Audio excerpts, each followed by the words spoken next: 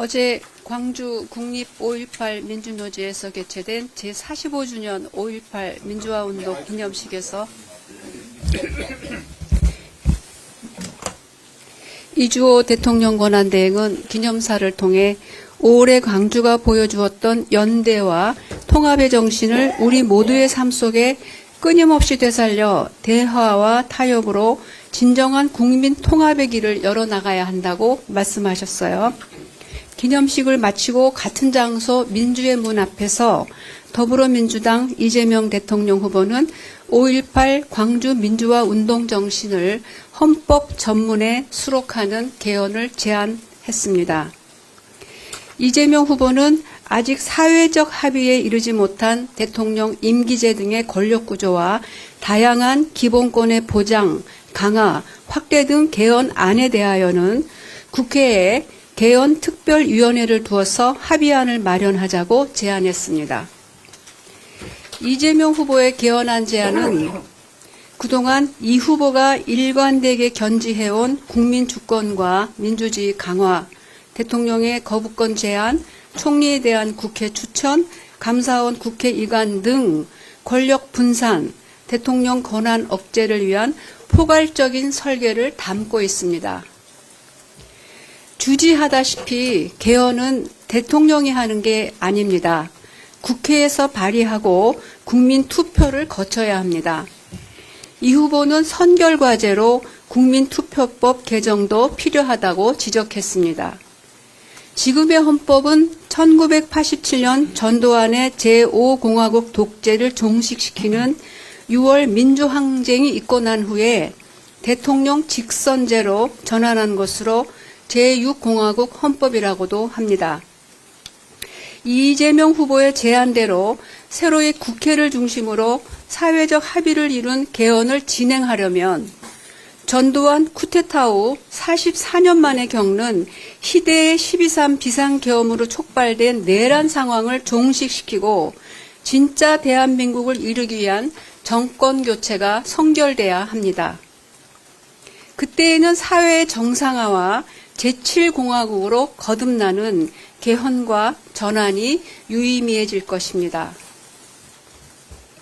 그때는 이재명 후보의 제안대로 국회에 특별위원회를 두어 각 정당은 물론 정치권을 넘어 시민사회의 다양한 논의들을 수렴하고 국민과 소통하며 국민적 합의를 이루는 절차적 과정이 매우 중요해집니다. 권력구조 개편에만 중점을 둔 정치권 내의 논란은 국민들에게 폭넓은 설득력이 떨어질 수 있다는 점을 유의해야 합니다. 제6공화국 헌법 이후 1990년대부터 새로이 국제사회와 국내에서 제기된 지속가능 발전, 기후위기 대응 등 새로운 이슈들도 차분하고 신중하게 다뤄져야 합니다. 이 점에서 이재명 대표의 진정어린 개헌안 제안에 대한 국민의힘 김문수 후보의 코멘트는 너무 정략적이고 현행 헌법과 법리에 매우 무지해서 상대방을 공격하는 데 중점을 둔 내용으로서 너무나 놀랍고 실망스럽습니다. 우선 연임제를 시비를 거는데요. 미국 트럼프 대통령의 사례를 보면 이해가 될 수 있습니다.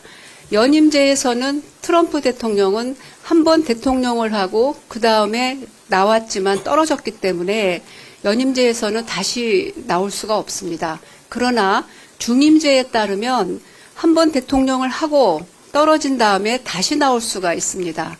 그래서 트럼프 대통령이 이번에 당선된 겁니다. 이런 걸 보면은 연임제는 대통령에게 중임제보다 더 불리합니다.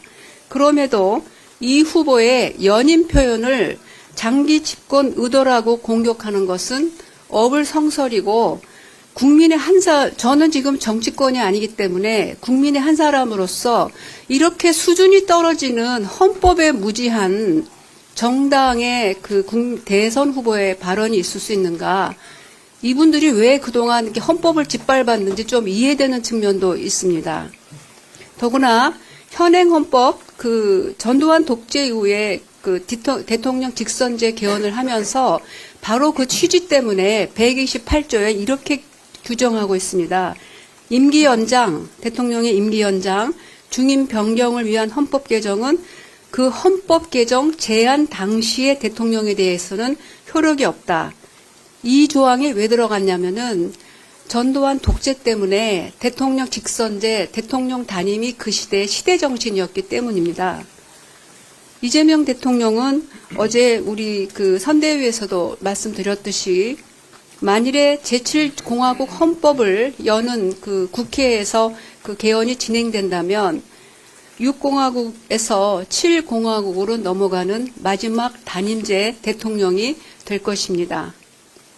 국민의힘과 김문수 후보는 새로운 헌정체제 전환을 위한 개헌 언급에 앞서서 국민들 앞에 12.3 내란에 대한 진지한 성찰과 반성부터 보여줘야 합니다. 선거 시기에 와서 몇 마디로 계엄을 사과한다고 해서 12.3 이후 국민의힘과 집권 정부가 보여줘온 내란 동조와 위헌 행태들이 그대로 사라지거나 국민들 기억 속에서 지워질 수는 없는 것입니다.